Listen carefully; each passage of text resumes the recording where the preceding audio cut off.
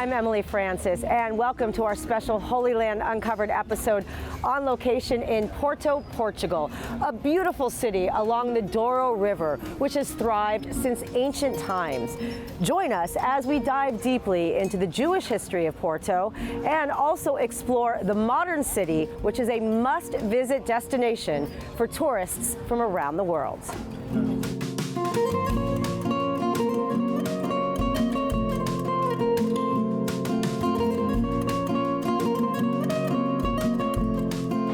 Descendants of the Sephardic Jews who were kicked out of Portugal started making their way back into Porto and other cities in the 19th century.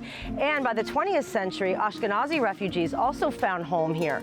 Almost 100 years ago, the Kadori Makor Chaim synagogue that we are in front of was officially inaugurated. And still to this day, it is the largest synagogue in the Iberian Peninsula. Here's more on the history.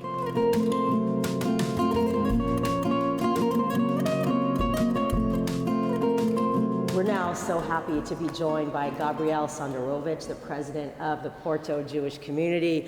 Hello, and thank you so much for hosting us here in Porto. We're just having such an amazing time. Hello, you are more than welcome. It's hard to believe that this is a 100-year-old synagogue, and a very big deal that this synagogue even exists after nothing being here for 500 years. Yes, absolutely. It is. The synagogue amazes me since the first day I was here. It's so beautiful. It's so Portuguese. I was very impressed. It was very different from the synagogues from Brazil, where I came from.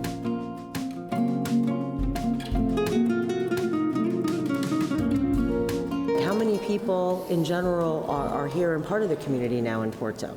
Okay, we have around 1,000 members in the community, not only in the city of Porto, but in the surrounding cities. Of course, they don't come every week, these 1,000 people. They join us for the big holidays, but we do have a minyan, a consecutive minyan of 9 years in a row for every Shabbat. Our main goal is to make history, as you say, to honor the Jewish members that were here in Porto many centuries ago, and also to keep the Jewish life flourishing here in the city.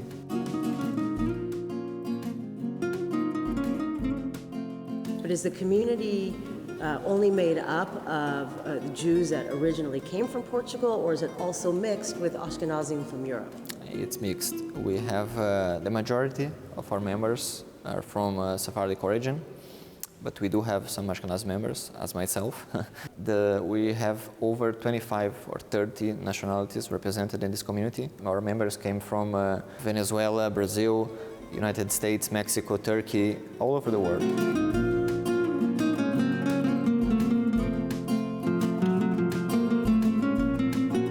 Porto is a very quiet city, comfortable, safe city, and the community plays a vital role in the decision of the newcomers to stay here, because we have many facilities. We have all the facilities to keep a Jewish life. We have a mikvaot, we have a kosher store, we have restaurants, we have everything.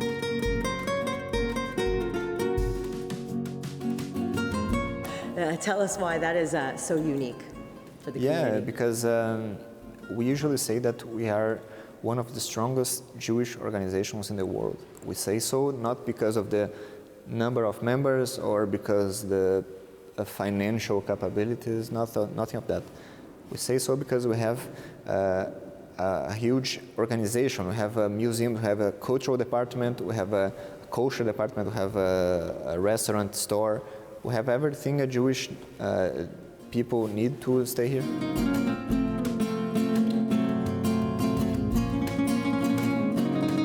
Gabriel, thank you so much for your hospitality and for sharing your journey, and you're doing an excellent job, and keep up the good work, my friend. Thank you very much. I do my best. You are more than welcome. Thank you.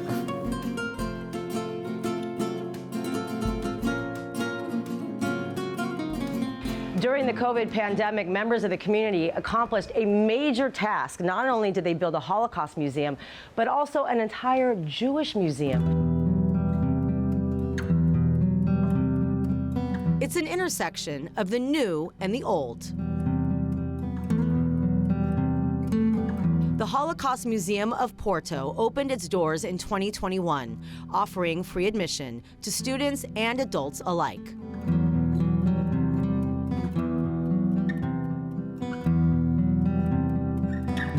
What I can tell you is that most Portuguese families know that they have some kind of Jewish background.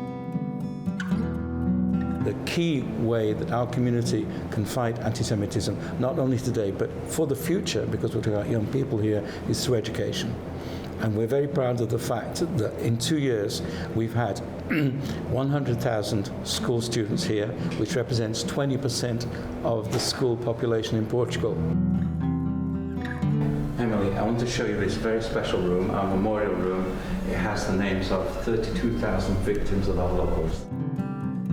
The museum's director, Michael Leo Rothwell, has a personal connection to the Holocaust. Leonhard Bock, this is my grandfather. My middle name is Leo, in memory of him. And just a bit further along is Elsa Bock, my grandmother. Wow. And as I mentioned to you earlier, it's a source of comfort to have my grandparents remembered here. My mother and my uncle managed to leave Berlin on the Kindertransport in April and May 1939. I'm absolutely certain that was as a result of Kristallnacht that my grandparents decided that the children had to leave urgently. Did she ever talk about it? Very little indeed. She didn't want to talk about it. What many people don't realize is that Portugal was an important stopover for Jewish refugees trying to flee Nazi Europe. In June 1940, when Hitler conquered Paris, all the Jews in Europe realized they were no longer safe in Europe. They had to leave Europe for the Americas or for Palestine. And the only way to do that was to travel to Portugal. As you know, Spain and Portugal were neutral countries during the war, and it was possible if you had a visa. Even though the Portuguese government was against it, as many as 150,000 Jewish refugees came through Portugal, many of whom as a result of a brave Portuguese consul in France. It's well known the heroic activity of Aristides Soussamenge, who against orders wrote many visas so that people, Jewish refugees, could be saved and could get to Portugal. He decided to follow his conscience, and he wrote thousands of visas in a few days and a few nights after being pleaded to by a rabbi. Even though the Jewish community has since flourished in Porto, the history of anti-Semitism is repeating itself. The synagogue was vandalized on March 11th, 2022, in what is now dubbed the Day of Shame. These are local, specific, momentaneous incidents. We cannot disregard this, of course, but if we concentrate on these kind of things, we are feeding the hate feelings. Don't silence the crimes, but not too much, giving too much importance to something that really is not meaningful. Breves palavras para agradecer. The Jewish community of Porto held a ceremony on the annual European Day of Jewish Culture.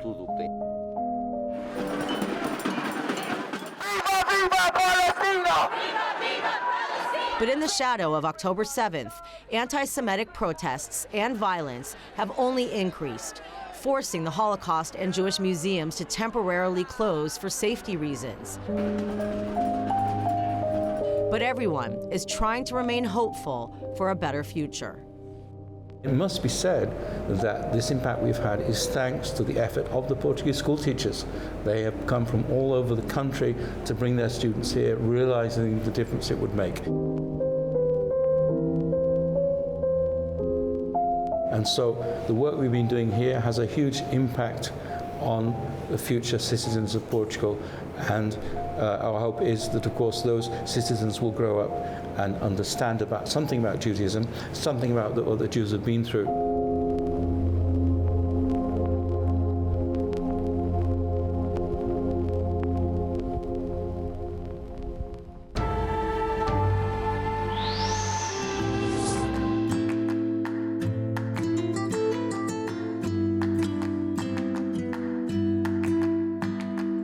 Thank you for welcoming us, not only to this beautiful space, but also to show us some of your beautiful work. Namely, we have some paintings here. Yes. Explain to us kind of your work and your project and what this is in particular, why the history of the Inquisition is such an important story to tell, because it really defined what happened to the Jews 500 years ago. Absolutely.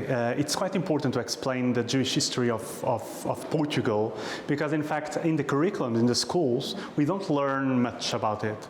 So that's why we are trying to do for the last years, to explain not only the students but all visitants, especially the non-Jewish visitants, our Portuguese Jewish history.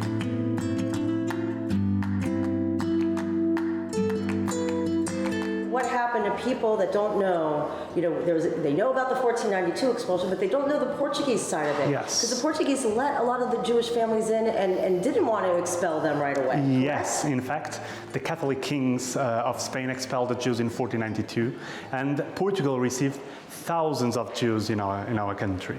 For example, just to talk about Porto, 30 of the most important families of Castile came to live here in Porto, including the great rabbi Isaac Aboab, probably the biggest theological Jewish authority at the time.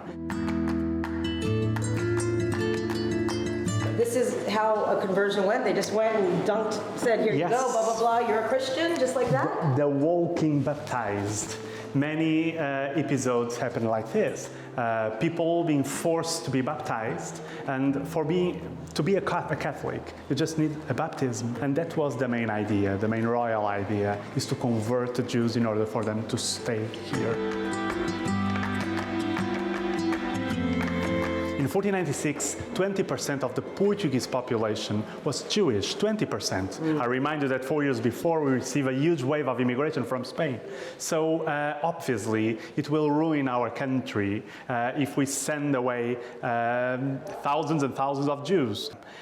Unfortunately, 4 years later, in 1496, our King Manuel I also signed the Edict of Expulsion because in reality he wanted to marry the Spanish princess and was actually... The daughter of Ferdinand Isabella. Yes, and it was actually a Spanish demand, the so-called New Christians. And obviously, if I force you to change your religion in 10 months, you probably will say yes to protect your life and your family, but you will keep your religion in secret. That's what happened, and that justifies why 40 years later, in 1536, we established the Inquisition.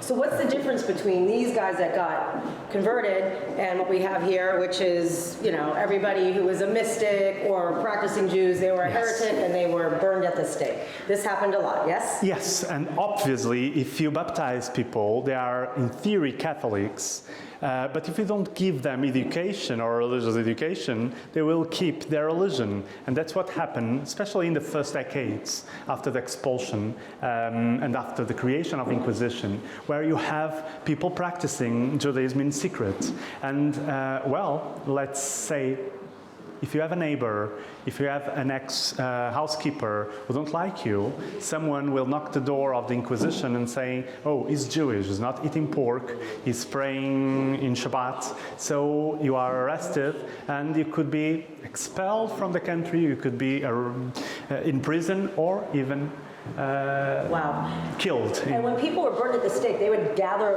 crowds would come and gather. Yes, it was actually a party. It was actually a festival for all the city to watch. It was a huge festival, the so-called Auto da Fé, no translation.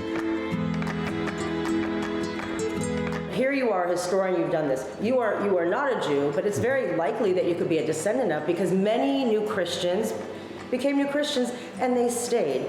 But explain, you didn't learn this in school? Like all Portuguese, I truly believe that all Portuguese have a Jewish background somehow. Let's imagine that 20% of the Portuguese population was Jewish. If the majority of them stayed here in 1496, generations and generations, 4 centuries, almost 5 centuries, probably we all have Jewish blood. Unfortunately, in Portugal, we don't talk about the Jewish presence in Portugal, or in Porto or in Portugal at all. Even regarding the Inquisition, I learned at the school in 5 minutes that Inquisition was a hunting of witches, even if the majority of accusations were against secret Jews. So it was quite terrible. That's why we decided to create this department, this cultural department. That's why we decided to create the Jewish Museum mainly to explain people how connected to us is the Jewish history. Why do you feel this is the best way, for healing, for us to move forward, for us to discover who we are, what our ancestors went Education through? is the only tool we have. The only tool we have to combat anti-Semitism and to educate people. It's the only tool. And obviously we are not accusing nobody. But we cannot forget what happened in the past in order to prevent it happening again.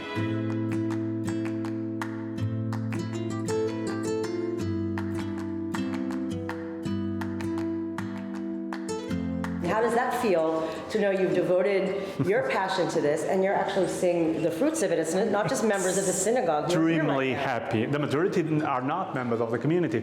I'm extremely happy. I truly believe that in the next generation will be more aware of their past and the importance of these events and the importance of tolerance.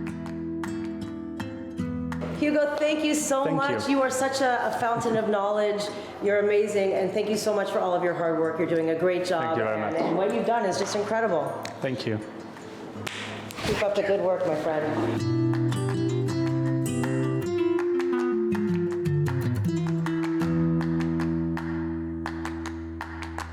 We're about to introduce you to a woman named Isabel Lopez, who has taken it upon herself to reclaim the dignity of her grandfather, a World War I hero who suffered for coming back to his Judaism and being part of the construction of the Kaduri Synagogue. I'm very happy to meet you and get a chance to hear your story, so thank you. Thank you.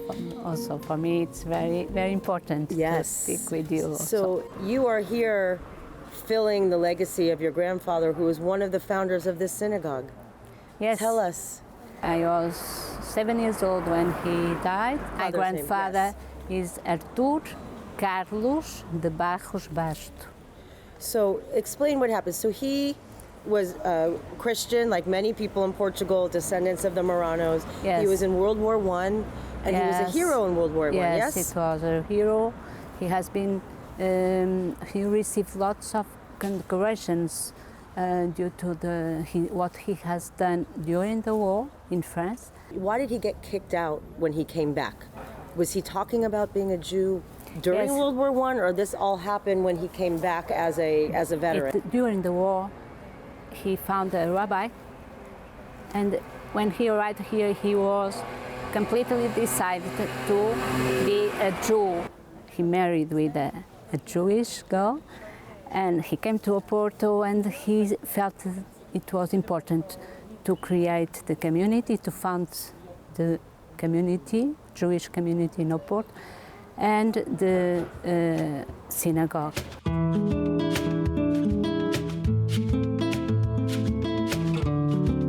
He began all his work with the work of rescue of the Marranos, of the crypto Jews.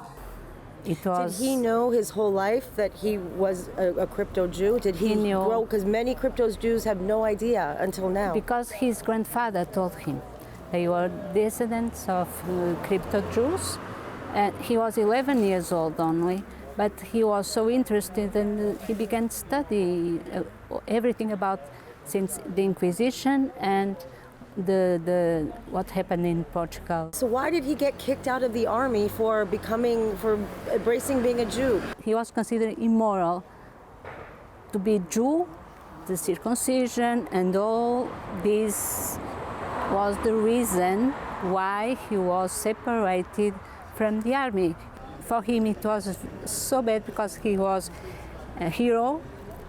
He was very proud to be in the army, and he was forbidden to dress everything. He kept the things. When he died, he wanted to go to be dressed as after he's dead. So you buried him in his uniform? Yes. Wow. The only thing we kept it was the hat.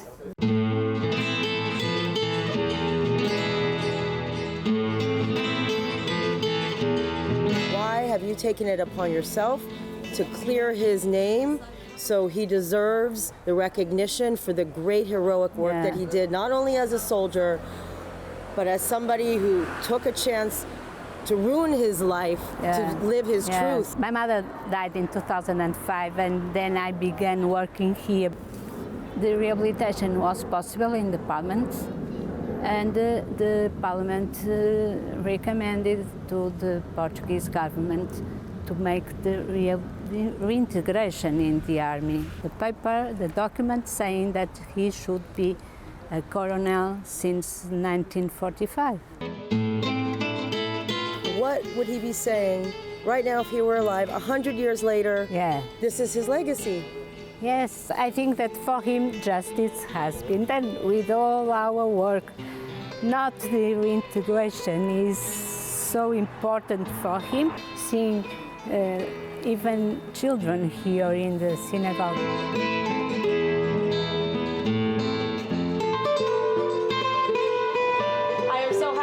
To be with Marilyn Flitterman, a 95-year young Brooklynite, Queens native who's been living in Porto for how many years? 52 years. 52 years. That's my entire life.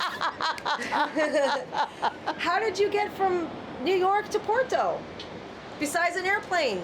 Yeah, well, we just decided that it was time to see the world. Decided to take a year off. And the 1 year turned into 52 years. So but why Porto? It got good press. Good press. There was a New York Times magazine cover 50 years ago, which said, Portugal is Europe's best kept secret. The food is good. The fish is fresh. The fish you know is where fresh. It's They sell it just down the street in the little bins, having just caught it, and there are absolutely no negatives. It was a lucky choice.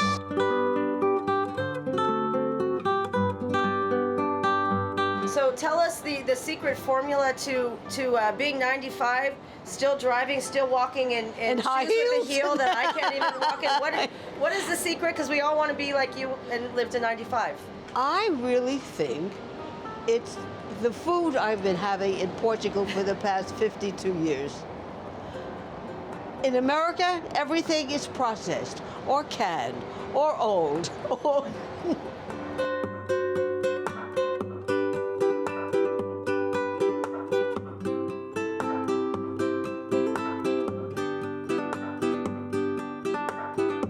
What was it like also to take young kids out of the environment of, the nest of New York?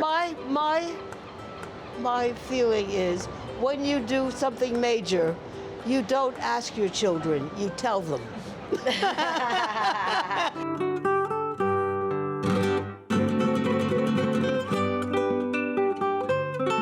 The synagogue was here. We went to see it, and there were 2 to 3 people there. A little different than Queens and Brooklyn.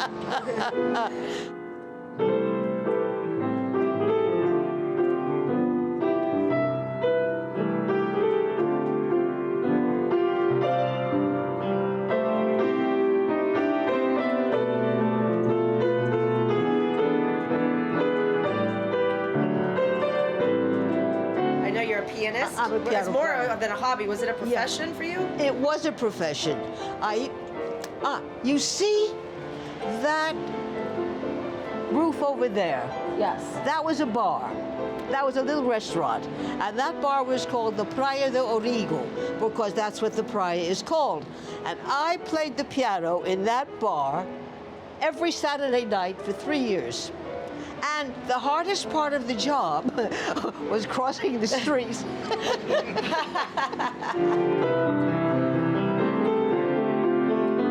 Were you a concert pianist? Did you grow up with I classical was piano? never a concert pianist because I just used to love to play the American popular songs.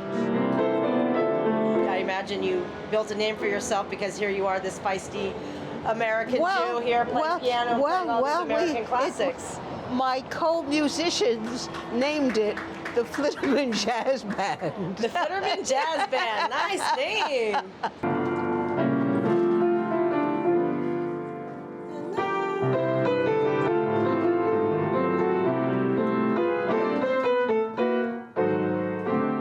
Would you say playing the piano every day is a secret to the Fountain of Youth also? But it makes you happy. Makes me happy. That's the key. You're happy. It makes me happy. Emily, it makes me happy because I know that this is what I do best.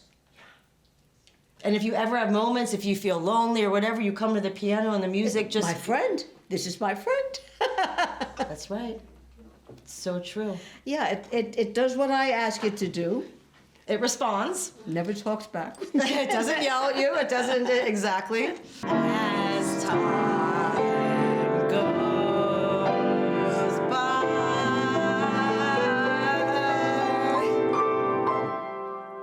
Thank you so much for watching our special episode of Holy Land Uncovered on location in Porto, Portugal. We really love being here, and I'm sure you could tell from all of the reports that we brought you. This is a place that if you have the opportunity, you must come visit. Thanks again for watching. I'm Emily Francis.